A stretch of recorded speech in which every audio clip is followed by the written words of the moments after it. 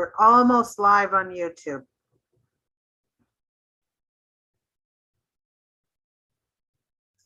So how many people do we need for quorum?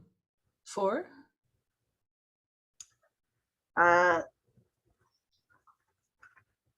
Yeah, I think so. Sylvana's not here. She sent her regrets. Oh, okay. So 1, 2, 3, 4, 5, 6. There are 7 of you. So yes, 4 is quorum. One more. So you have 3. Yeah, one more.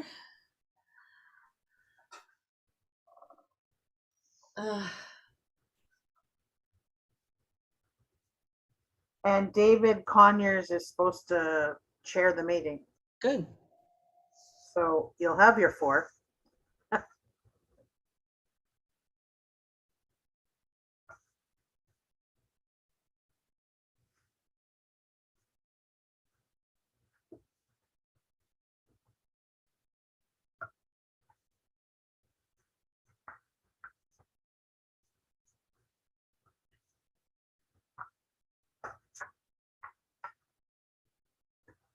Waiting for a 4th person, hopefully the chair.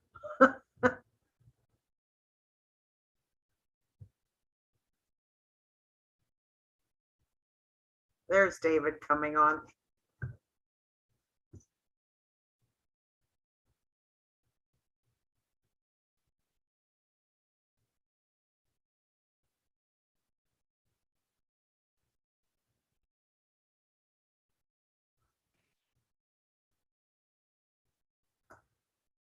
Welcome, David. Good morning, made it. Sorry about that. I just turned on my laptop and it decided it wanted to update. So I had to scramble down here and steal my daughter's notepad. So here I am.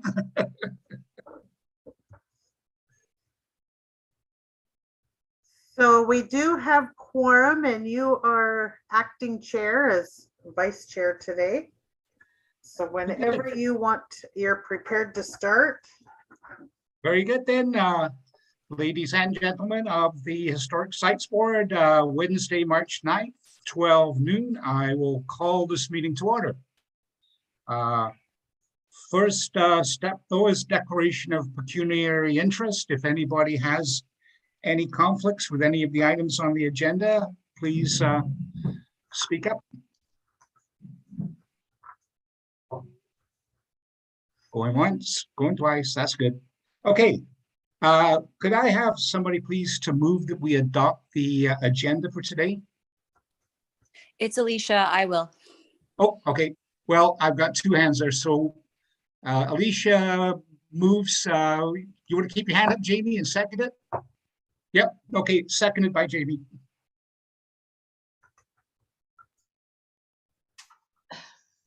Okay. All in favor? There we go. Okay. That's right. Okay, good. Okay, Steve and Alicia, I got your fake hands there, so I still count. Okay,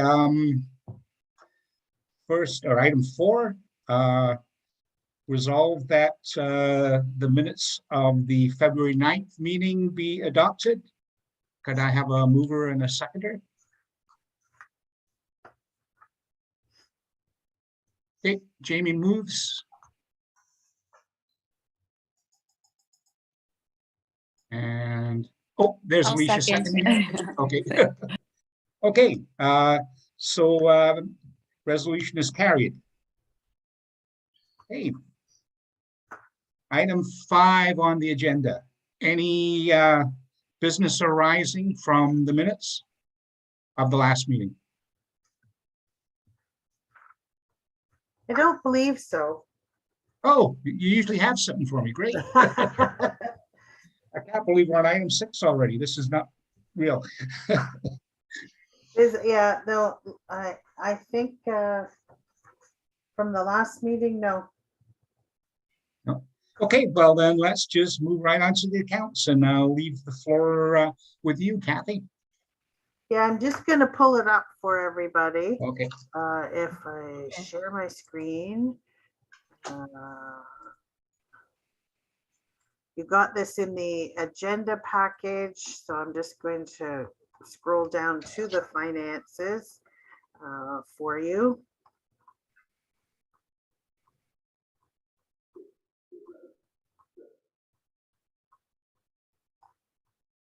There we go. So I just wanted to point out that, as you can see year to date, again, this is the government grant is the federal money that we received for COVID, keeping cultural spaces safe.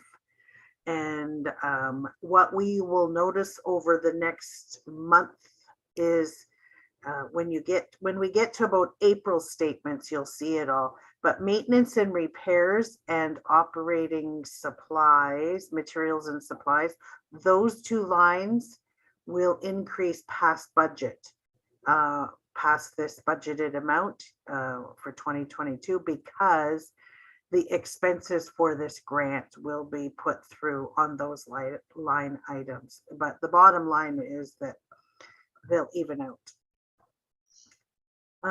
And I think that under user fees, you can actually see some money coming in. That's because we did do the February little Valentine's kits for pickup, and we have started to take in funding through our online reservation for March break.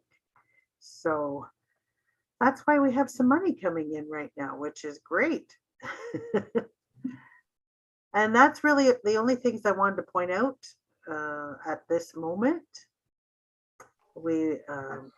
There's more. I'm going to fill you in on the curator's report, but that's the finances year to date for just January, February. Is there any questions?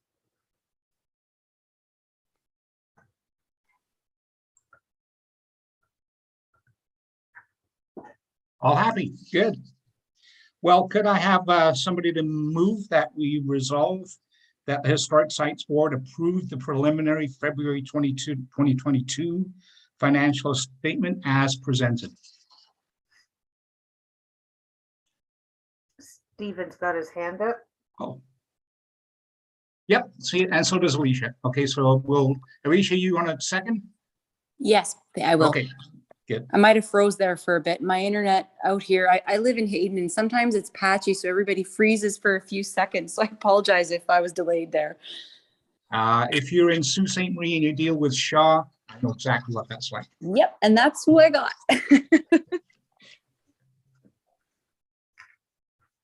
Okay, time to turn the floor over to Kathy again for the curator's report. So I have lots to share. Hold on, I even wrote it all down for you. So we're going to start it with construction. This past week, last 2 weeks have been crazy busy here between all of these things I'm about to tell you. So the construction crew came back. 14 windows have been removed from the old stone house. And so the framing is still there, which has to be restored in the spring when they come back and put the windows in.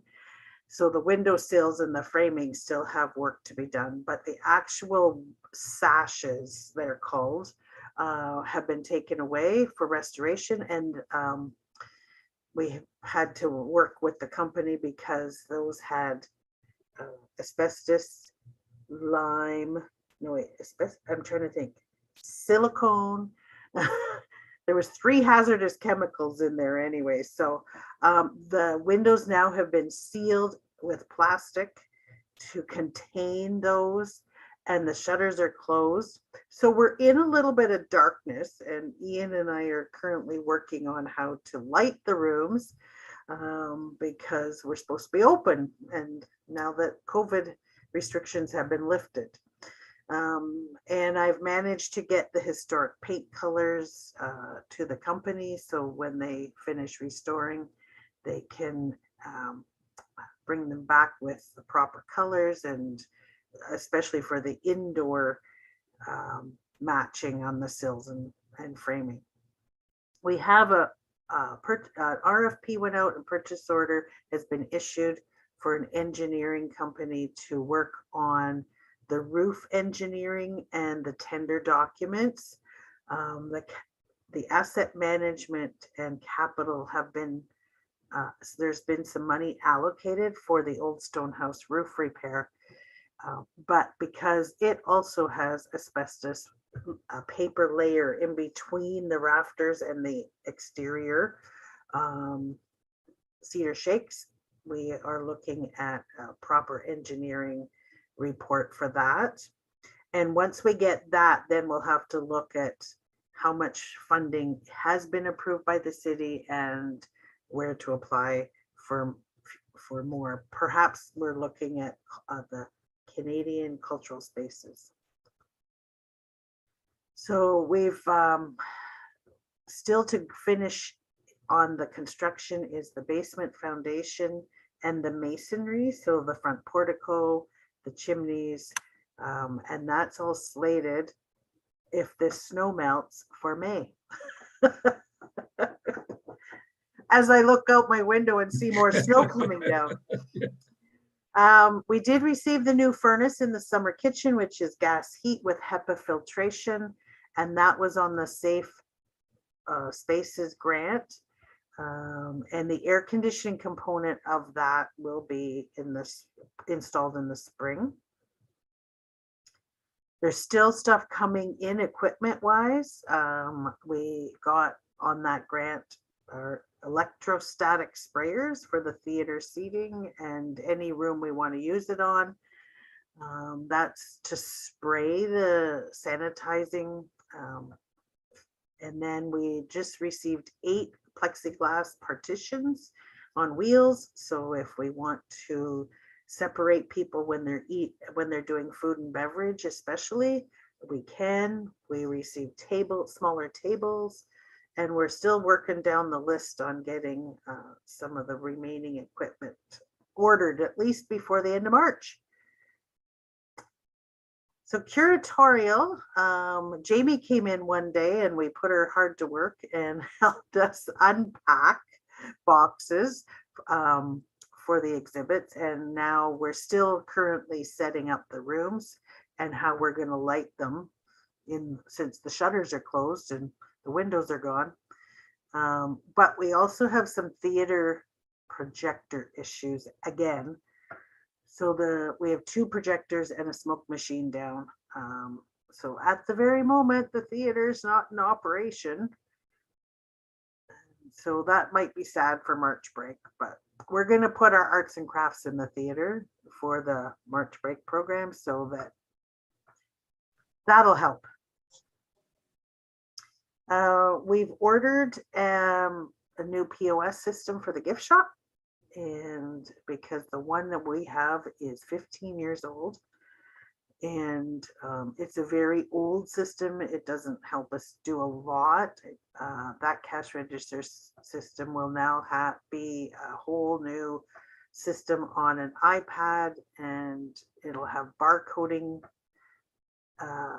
future trend, and we hope to future we can go to e-commerce. So. And I've been ordering some new merchandise and reaching out to our consigners. So that'll all come, all of that. Spring will happen next week, whether the snow's still here or not.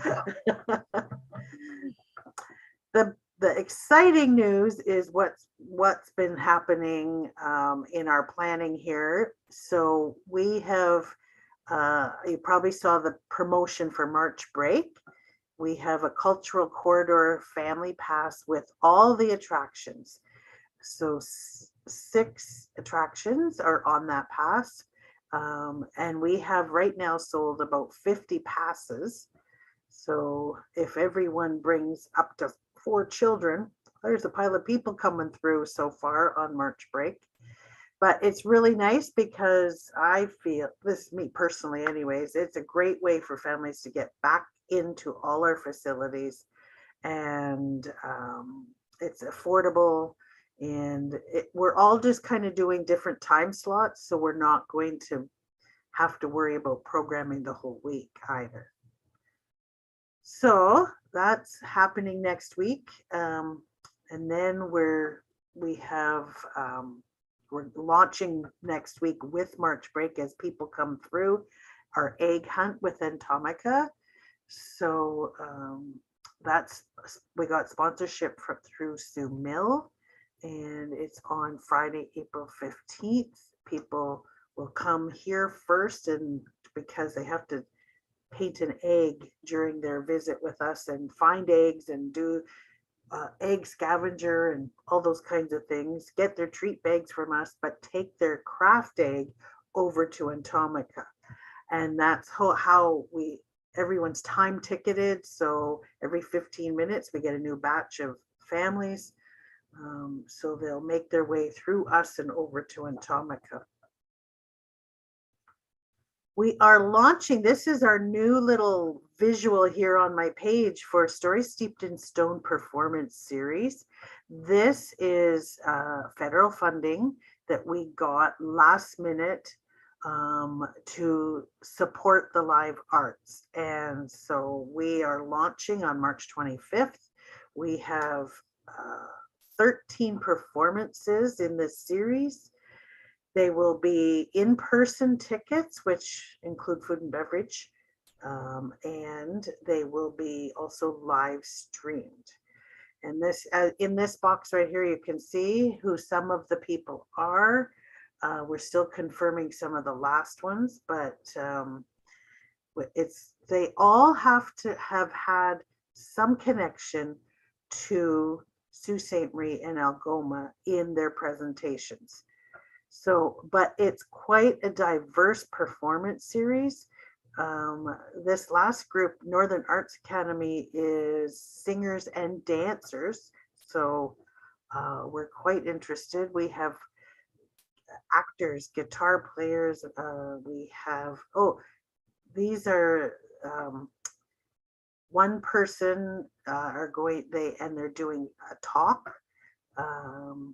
A monologue kind of thing. One's doing poetry. The first one, our launch on March 25th, Peter White and Joel Surratt, and they are doing actual songs of the people that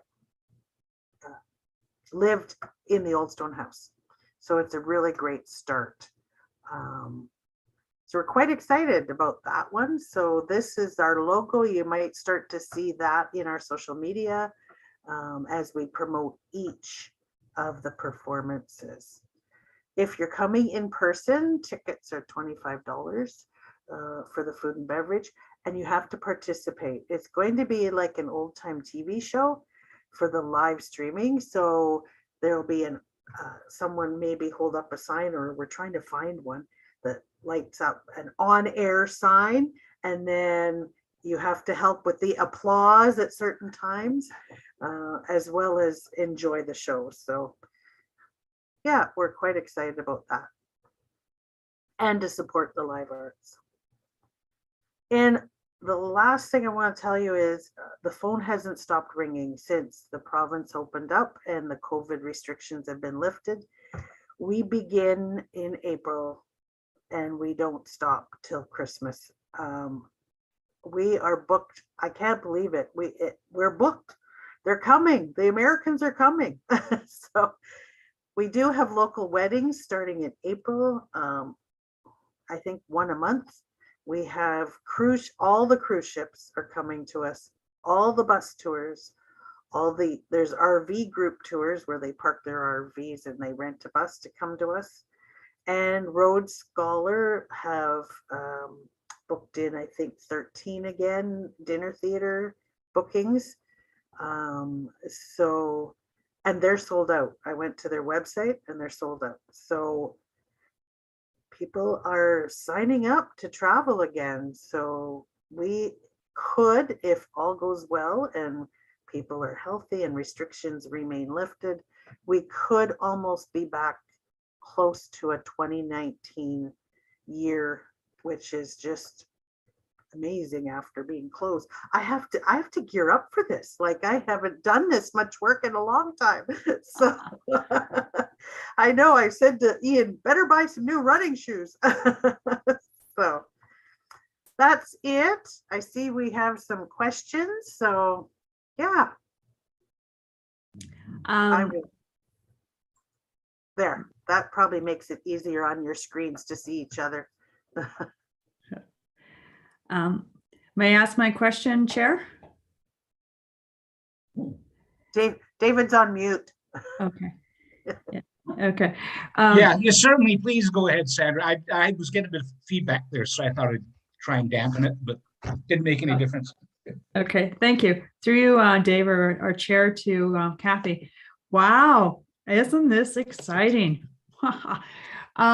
So out of curiosity, you probably touched on it, but refresh my memory. Has our price point changed? Knowing that unfortunately prices are going up and we may need to focus on recouping our losses because of COVID. I'm assuming that for weddings, the prices have gone up. For these bus tours and the Americans, the prices have gone up. Can you just touch on that, please? Certainly, to answer to Councillor Hollingsworth through our current chair, we have, unfortunately, we have user fees that were approved by City Council. So the straight admission for group tours has not gone up this year. So the bus tours that are coming strictly for a group tour will pay that. We have a little more leeway when it comes to things like the Rhodes Scholars with the dinner theater, because we have a base amount and then we have the addition of food and beverage and theater. So we can move. In fact, I'm just calculating that all out for them because they do want to know what it's going to cost them this year. So we can work within that. So some things will alter a little bit. Weddings were already in this last report to council on user fees, they did go up a bit. So yes, we'll work within our current approved user fee structure, but that does allow us to some flexibility on other things. Okay, if I may ask one more question through you, Acting Chair. So the weddings that were unfortunately postponed, canceled because of COVID, I'm guessing they rescheduled, or did they just not reschedule at all? Are we seeing some weddings that were supposed to take place a year or two ago and now being bounced? And how are you managing that? And how are you managing new wedding reservations versus the ones that were rescheduled? And on costs, I'm guessing you're grandfathering the cost, the price, because they were rescheduled due to COVID. So to answer that question, all the weddings that we had to cancel because we were closed got married. So they went to their cottages, they did whatever they could. And if they had rescheduled for this year, possibly, we haven't heard from them.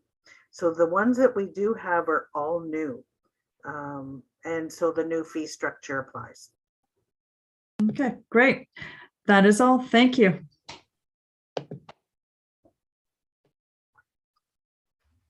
I think Jamie has a hand up there. Yeah, I thought I'd practice with that hand thing. So when you say food and beverage, does that mean you're going to be serving alcohol and you're hoping to have a revenue stream from the alcohol now? Yes. So for the March kickoff, I'm going to use that as an example for the live arts series. We have in the ticket price includes an alcoholic beverage or non-alcoholic. It also includes historic themed appetizers. So for the menu for Peter White and Joel Surratt is it's appetizers that include little bannock bites and whitefish mousse and our savory shortbreads, and then some cheese and grapes and things. So it's each table, if people booked in 2 seats together, those 2 people would get their own little plate of appetizers and their beverage, because once we go live, as I said, you're sitting down and you're part of that live audience, and you have to do applause, and so once we're live streaming, we hope people won't get up, but I mean, if they have to, that's part of live, right? So, but yeah, we're working on themed menus, and yes, of course, after what is provided with the ticket, people can purchase more. So yes, we will be opening up a lot of, even our dinner theaters for Rhodes Scholar, there'll be a price and then it'll say cash bar. So So put that license to use, because we paid for it, and 2 years we haven't been able to use it. So well, and I have my Smart Serve certification, so I could volunteer at the bar if you want. woo, we So can put you for sure to use during poutine as well. oh yeah, remember that? We're running the bar for that. Yeah. So my second question is, like, are you gearing up with the staffing, and how are you managing with boots on the ground to manage all these people? Well, to answer that question to you is, we actually have had a retirement. So Louise has retired, and we are interviewing for her position. And then, so the new person will come aboard very soon. Our gardener will be returning end of March. And because there's a lot of things that he'll get ready even while the snow's on the ground. And he's good at helping with events and things. And then it doesn't seem far off. In May, we get summer students. So that's the actual staffing that will be starting to return to work with us. And then beyond that, depending on the event, we do a recruitment for volunteers. And there are a few event staff with the city that we'll pull upon too. Does that answer your question? Okay. Is there any other questions for me? Oh, Well, Mr. Chair, Alicia's got her hand up. if we can get somebody who was at the Municipal Heritage Committee meeting to Wait, let just us a know. second. Sorry, David, I'm not sure Yes. if Alicia had a question. Yes, I did. Oh, I just had sorry. it's okay. I just had a quick question in regards to the cultural corridor passes that we've been selling. Kathy, you mentioned the number of 50 passes were sold. Was that between the Sault Ste. Marie Library and like from what you guys have sold? Is that like all together 50 were sold? Okay. Yes. Yay. Good. Yes. So at this point, that's the approximate number. Okay. Yeah. So you will get the totals at the end of the week. But those are families, remember? So, right. Yeah. So we could have, if everyone has 4 people on that, we could have 200 people arriving per our time periods. So. Yeah, the museums are ready to go on Tuesday for that as well. We're really excited to partner up with everybody on that. It's nice to see. So I'm excited for next week as well. Yeah, it's really, all of a sudden the media has picked up on it. Even our mayor is going to push it out today on social media. So yeah, it's very exciting. And I think it's great that we've all partnered together and people can come downtown to the corridor.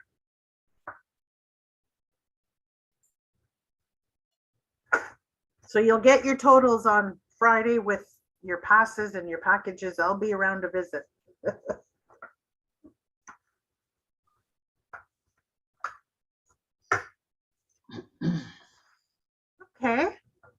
So Oh, back municipal over to heritage. you, David.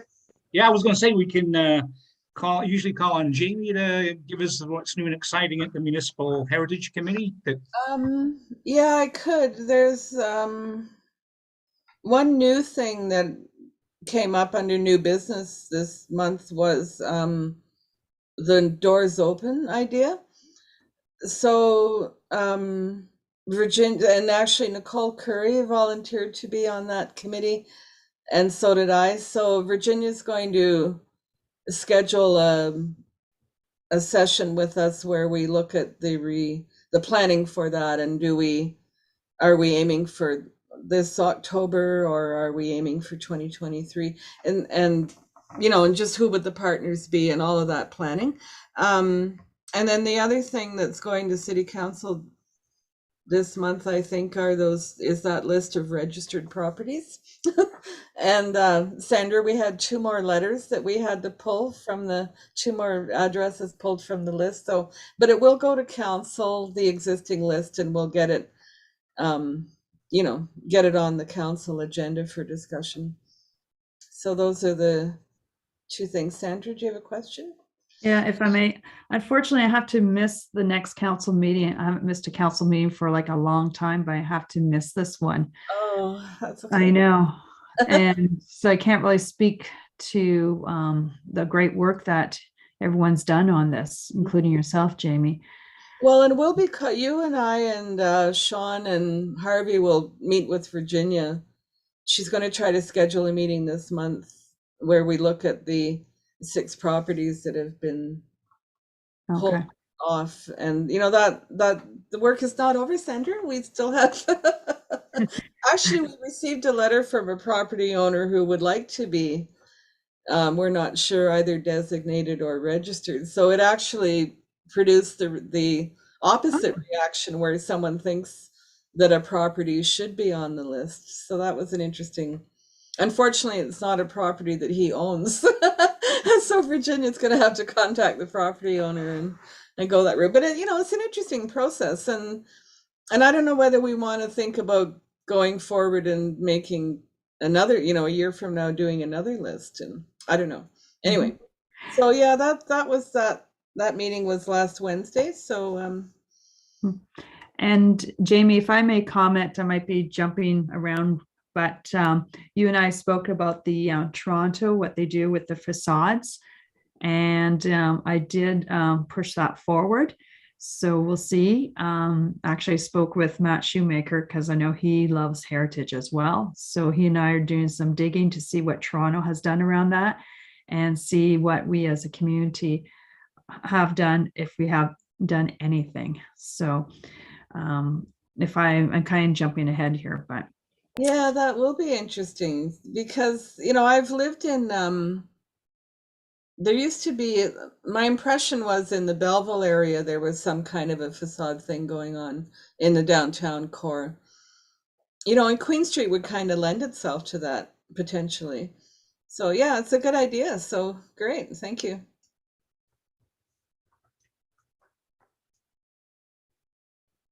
Just on the doors open, just to advise you, there are a lot of files saved on the city's network of files for doors open, and I'm housing here all the little yellow plastic banners that go up on people's front lawns or whatever. We had them at all the properties the last time we did doors open. So and there are virtual doors open as well. So, Yeah, I saw that on their website, and they've been doing virtual doors open for a couple of years.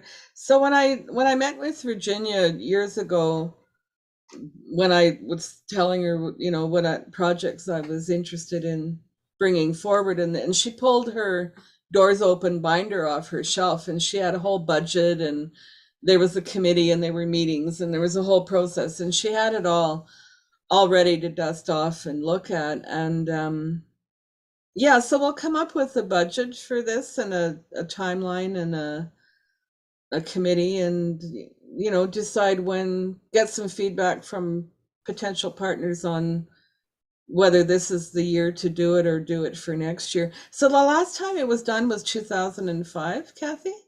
Yeah, it was, Yeah. And why was it not done again? or 3. Was it, might have even, no, it might be 5. It was the cost. Oh, And some of the um, well-known establishments and attractions that were involved. It was a free day to go and see the designated properties in Sault Ste. Marie, and we had almost all, like I think we had 16 properties open for the day.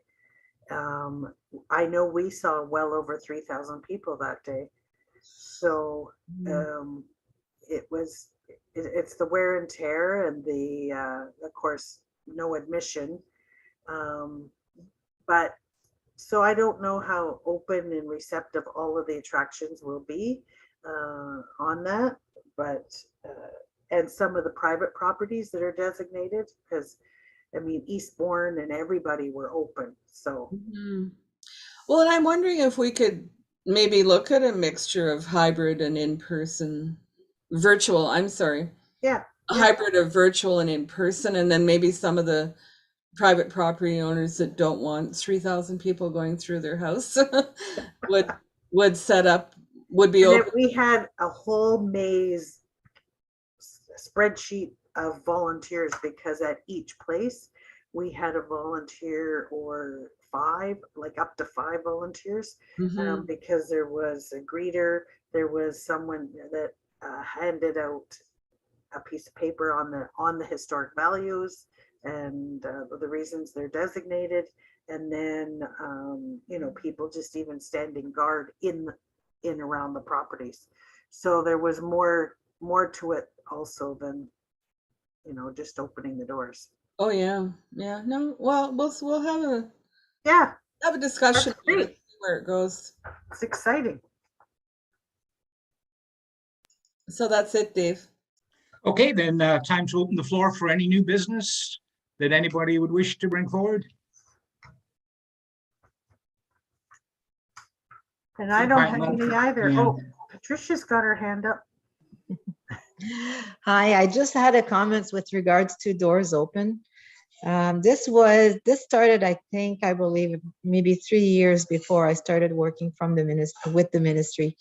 And I think, if I remember correctly, one of the high costs was also to be to do the advertising in that booklet from the ministry.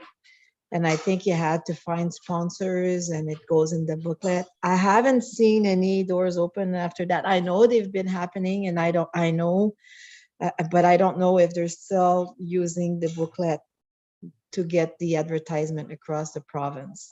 So I think that might be gone. So there has to be a way where that could be organized and successfully organized on lower scales in a town, like in a municipality, just for us kind of thing.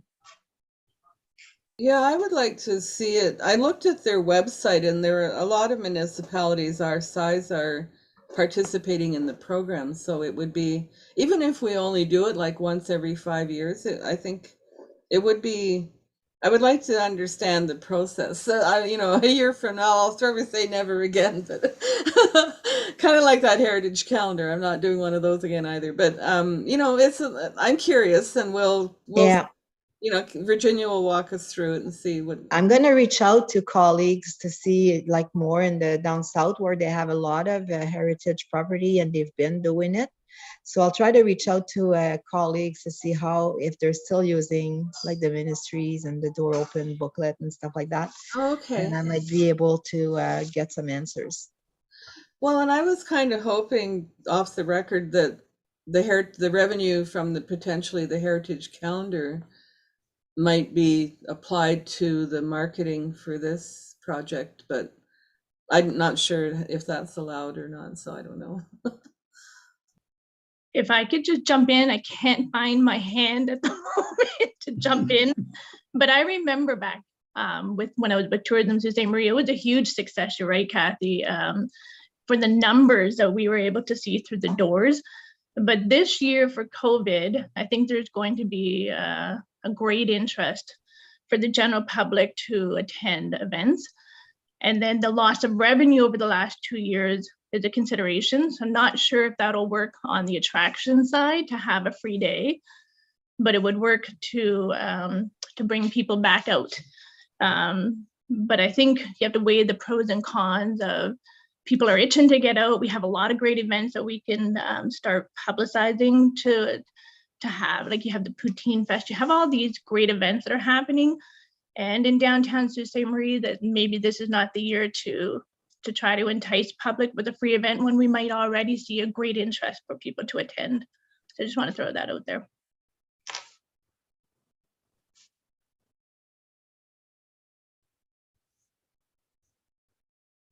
Okay, I have another item, Kathy. We've just nicely we're wrapping up our policy reviews, and I see in the news now there's a new requirement for Naloxone Kits. Are we going to incorporate that in our health and safety procedures, or is the city coordinating something on this? I am waiting to hear from the city Okay. what will be coordinated. We have a health and safety officer that has dealt with us all the facilities for the AED units, the Sharps containers, all of those things. So I saw that as well, and we're just waiting to hear. Okay. But I do just under new business, if you don't mind me jumping in, Mr. Chair, it's just a That's what reminder. we're here for. May is Museum Month, and so that is always the time. The end of May, I have requested that the annual report, which is in the bylaws for the Historic Sites Board, be presented at the end of May to council. So I have started the draft, and last couple of years we've had members of the Historic Sites Board sort of review. It will come to the early May meeting of the board before it goes to council. And at the same time, all the other things that we apply to council for, so the firearms exemption, all of those things will be going during May. So May is our time we do lots of presentations or requests to council. Speaking of firearms, did you get any feedback from Mr. Burnell about gunpowder availability? We're working on, so David's referring to the fact that nobody in Ontario has gunpowder right now. So our cannon and our muskets during reenactments and events, everyone's in lack of black powder that is of the right quality. So yes, they are trying to sort. We have our group in Penetanguishene and Midland that we work with, and that group is trying to source it as well. So as soon as I hear. Okay, no, we've got enough supplies for this season, but we don't want to get it too dire.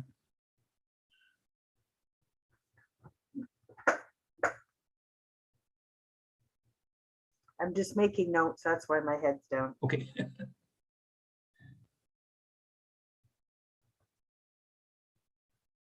Okay. Is that it for new business then? I just have an interesting little note, not really related to us, but isn't that exciting about Shackleton's ship was founded in the Antarctica? So that's just a little bit of fun history. It's all intact except for the rigging, of course. So huge piece of history.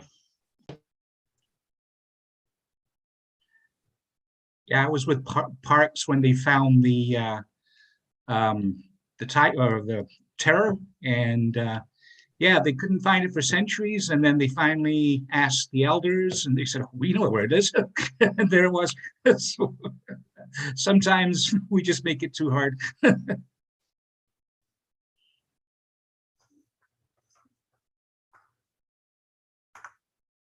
Okay, we seem to be running out of new business, so I can ask you all to mark on your calendar. Next meeting, April 13th at 12 noon.